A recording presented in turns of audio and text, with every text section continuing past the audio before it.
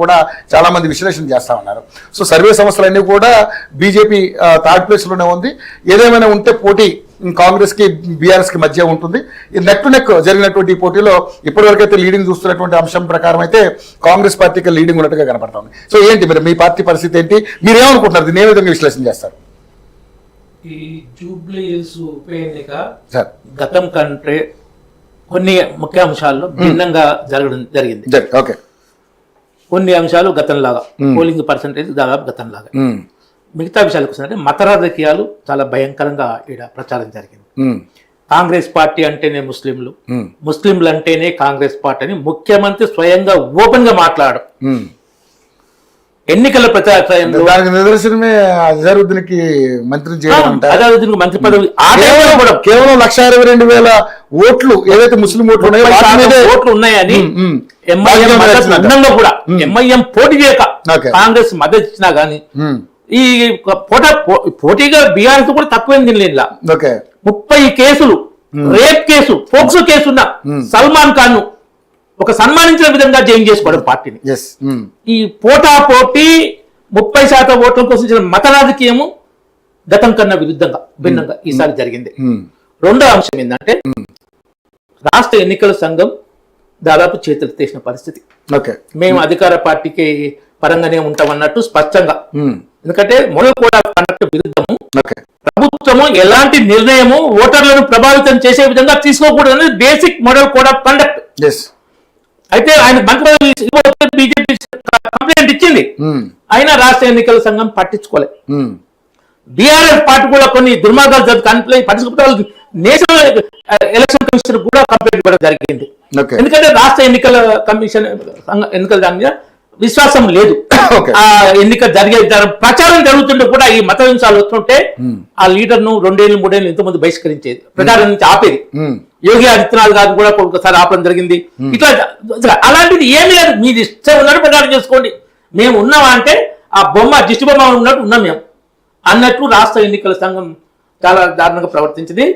Polling టైంలో కూడా 2 ప్రధాన అంశాలు ప్రజాస్వామ్యానికి ఉండే 2 ప్రధాన అంశాలు అలా చోటు చేసుకున్నాయి. ఒకటి డబ్బులు ఈ విచ్చలవిడిగా పంపకం, వీడియోలు వచ్చినాయి, అన్ని వచ్చినాయి, డబ్బులు పంపకం. తర్వాత రిగ్గింగ్, దొంగ ఓట్లు వేయడం, ఏజెంట్లను బయటికి సరపడం. ఇది జూబ్లీ హిల్స్ లో జరిగింది స్పష్టంగా. అదే దీని గతంలో కన్నా భిన్నంగా జరిగిందన్నానికి ఇవి. తర్వాత 2 అధికార పార్టీ, ప్రధాన ప్రతిపక్ష పార్టీ జూబ్లీ హిల్స్ ను ప్రతిష్టంగా తీసుకోవాలి, దానికే తప్పలేదు. కానీ ఆ ప్రచారం జరిగిన విధానంలో ఒకరిని ఒకరు వ్యక్తిగతంగా ఘోరంగా అవమాన విధంగా రెచ్చగొట్టే విధంగా మాట్లాడడంతో ప్రజలంతా ఈ 2 పార్టీల మధ్యలో డివైడ్ అయ్యే పరిస్థితి తీసుకొచ్చారు. కాంగ్రెస్ కి లేకుంటే బీఆర్ఎస్ కి అనే విధంగా ఒకరు తిట్టుకోవడం, బీజేపీ గురించి మాట్లాడే పరిస్థితి లేకుండా చేసి కూడా మలుపుకొని మనమే ఉండాలి ఉంటే మనమే ఉండాలి. బీజేపీ ఒకసారి వస్తే గుజరాత్ లాగా పాతుకుపోద్ది, మనమే ఉన్నానుకో, నువ్వు ఓడిపోతావు, ఒకసారి నేను గెలుస్తావు, ఒకసారి నువ్వు గెలుస్తాం అనే దాన్ని ఏదైనా పెట్టుకొని జరిగింది. ఇక్కడ ఇంకో బీఆర్ఎస్ సంబంధించిన విషయంలో ఇక్కడ ఏం జరిగిందంటే హరీష్ రావు తండ్రి అనుకోకుండా చనిపోవడం, సరే ఆరోగ్యత చనిపోవడంతో హరీష్ రావు రాని పరిస్థితి. టోటల్ కేటీఆర్ ప్రచారం ఉండడం, కేసీఆర్ జనరల్ ఎట్టి ఖాళీ ఉండడం ఎప్పుడు పెద్ద స్కెచ్లు వేస్తారు కేసీఆర్, మామూలు స్కెచ్ లేరు. అది అర్థం చేసుకోండి, మీకు 2 ఏళ్ళ తర్వాత అర్థమైంది. అలాంటి స్కెచ్లు వేస్తారు.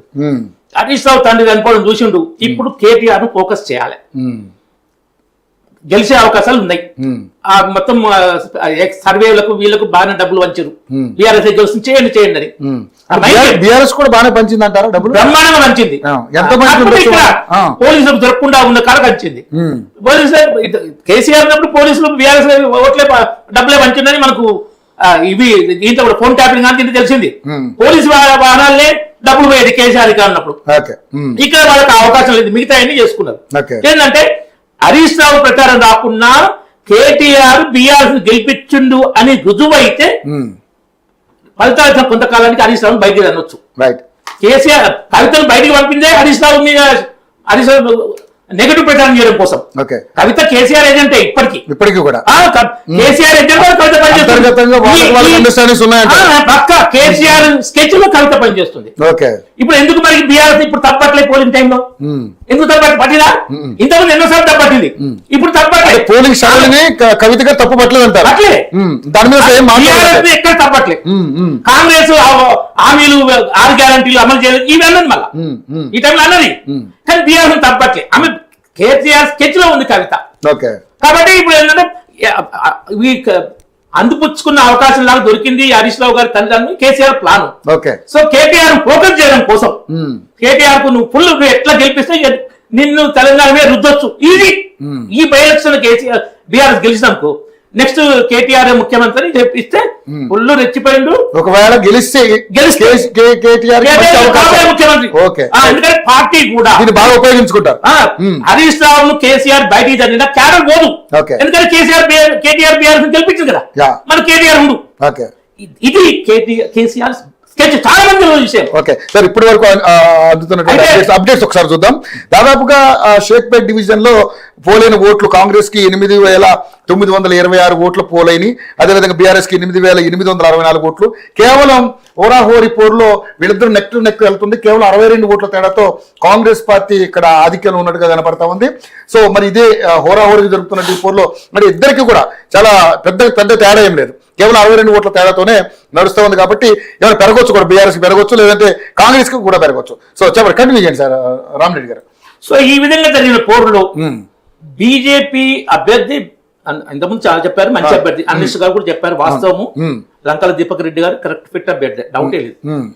కానీ ఓటర్ ఏంటంటే ఫిట్టా కాదు చూస్తలేడు, ఎట్లా మాట్లాడుతుంది. కానీ ఇక్కడ రామరెడ్డి గారు మీరు అవునన్నా కాదన్నా ఇక్కడ కేవలం ఒక మతం పేరటనో లేకపోతే ఒక మతం పేరుతో చేస్తున్నటువంటి ఇక్కడ ఈ నియోజకవర్గం. ఎందుకంటే దాదాపుగా 122,000 ఓట్లు దాదాపుగా ముస్లిం మైనారిటీ ఓట్స్ ఉన్నాయి కాబట్టి సో బీజేపీ ఎంతో కొంత హిందువుల్ని ఎంకరేజ్ చేసే విధంగాను హిందువుల్లో చైతన్యం తెచ్చే విధంగా చేయడంలో ఫెయిల్ అయినట్టు కూడా రకరకాల వార్తలు వస్తా ఉన్నాయి. అంటే ఇక్కడ మీరు మత ప్రాతిపదికన చేసినటువంటి ప్రయత్నాలన్నీ కూడా ఫెయిల్ అయినా అనుకోవచ్చా?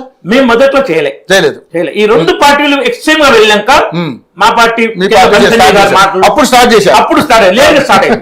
ఓకే ఎందుకంటే ఇప్పుడు ఇంతకుముందు కొంతమంది చాలా మంది అనలిస్ట్ చెప్పింది అంటే ఉచితాలు పప్పు బెల్లాలు పంచడం మంచిది కాదు, ముఖ్యంగా డబ్బులు పంచే పథకం మేము అధికారంలోకి వస్తే మహిళలకి డబ్బులు ఇస్తాం, వాళ్ళ